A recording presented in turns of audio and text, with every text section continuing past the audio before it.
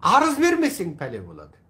Сен арыз беріп, куәлік беріп, куәгерлік жасап, туысың, танысың, жекжатың үшін болған оқиға, өлтірілген оқиға, қысқасы барлық құқық таптау туралы өзіңнің куәгерліктеріңді айтасың, сонда аман қаласың. Сонда ұлтты аман сақтап қаласың. Басқа ешқандай жоқ. Маған жеке мен жазып, жауап күтпеңіздер. Мен жауап бермеймін телеграмда. Звонок салмаңыздар. Жауап бермеймін, көтермеймін. Маған тек қана видео арызды жіберіңіздер.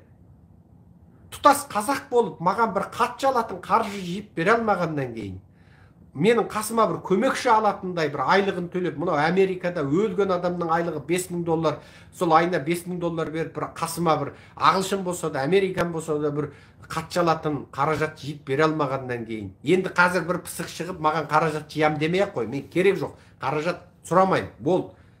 Мен өзім, жалғыз өзім осыны істей алам. Сондықтан маған арызды жаудырыңыздар. Мен халқыма өкпелеп отырған жоқпын.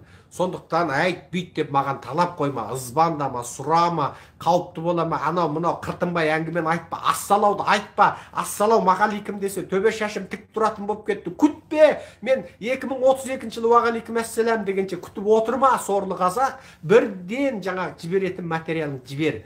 Видео арызыңды жібер. Міне. Түсіндіңіздер ме?